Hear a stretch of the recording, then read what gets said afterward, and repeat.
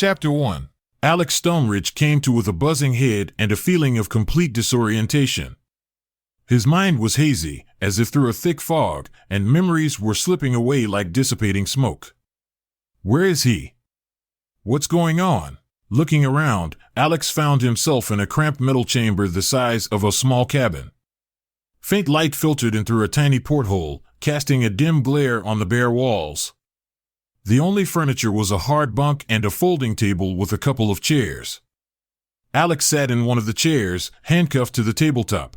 Panic began to creep into his mind as he realized that he remembered absolutely nothing, neither his past nor how he had ended up in this cage. He was suddenly gripped by an unaccountable fear, as if an instinctive sense of self-preservation had taken over rational thought. The vibration of the floor made Alex raise his head. Through the porthole he saw the endless darkness of space, dotted with twinkling stars, and something colossal floating slowly beyond the viewport. A giant ship. Alex was aboard some kind of colossal spaceship.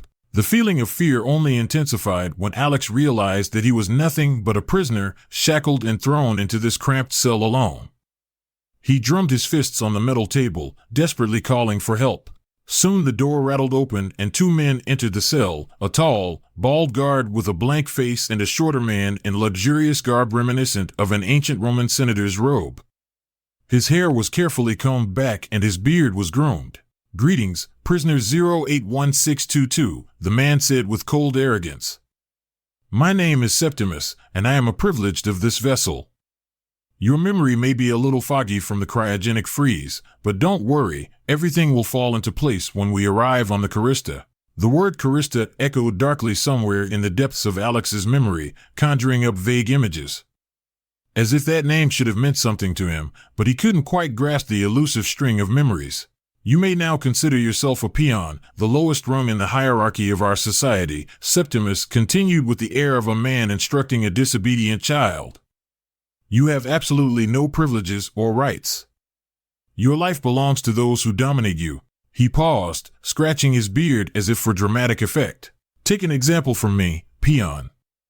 I am the privileged, a kind of nobility in our little society. I have full power and can maim or kill your kind at will.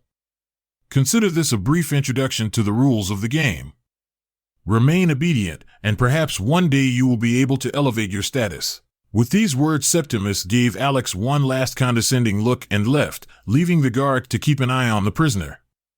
Thoughts were jumbled in Alex's head, but one thing was clear: this place called Carysta was extremely dangerous, and he would have to be careful if he wanted to survive. The landing on the planet Carysta was rough and chaotic.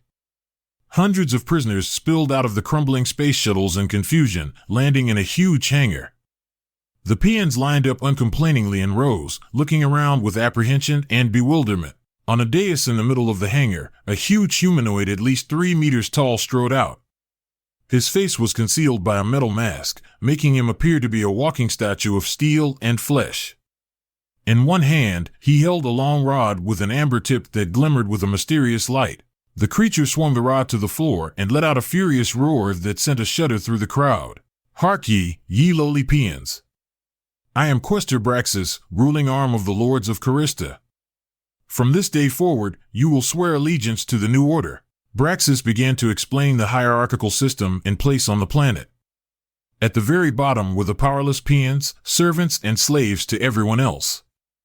Just above them were the free citizens, who had at least some conventional privileges, including the right to vote. Even higher were various noble classes like knights, lords, and barons. The ruling elite were the mystical privileged, claiming special proximity to the divine evil. "The slightest disobedience will result in severe punishment, you vile creatures," roared Braxis, pointing his staff at one of the peons. The tip of the staff flashed bright orange, and a blast of plasma erupted from the tip, striking the peon in the chest. He collapsed dead in the charred remains of his robe. The crowd of peons rushed away in horror. Only a hoarse shout from Braxis brought them back. At that moment, Alex noticed two people standing nearby, a stubby balding man with bags under his eyes and a younger guy with disheveled red hair. They looked hardly less frightened than the others.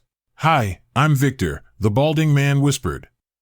His speech was choppy and defensive. "Used to be a counterfeiter. What's your name? I have no idea, Alex answered, shrugging his shoulders. I don't even remember why they put me in here. My name is Sam, the red-haired boy said, looking back at Braxis with horror. Used to be a common crook. Honestly, I didn't expect anything even close to this. They only put scumbags in here. At that moment, Braxis approached them, looming over them with all his terrifying bulk. How nice, you've already organized yourselves into groups. The quester said with a sneer. Why don't I help you? Would you like me to separate you forever by crushing one of you to a pulp? The trio of peons froze, hesitant to even take a breath. Braxis laughed a sinister barking laugh. You'll have a chance to witness some real monstrous cruelty yet, boogers. Tomorrow comes landing day, the hunt of the privileged for newly arrived peons. You want to know the rules? Peons who fall into Hadji's hands on this day are immediately sentenced to death by any brutal means their executioners choose. The rest are allowed to defend themselves by any means available. As a reward, survivors are given a chance to upgrade their status and gain new privileges. So tomorrow you will all have the happy opportunity to experience the first of many tortures to come in your life's journey. Enjoy your imprisonment, creatures. Braxis turned and strode away, leaving the trio of peons petrified with horror and depression.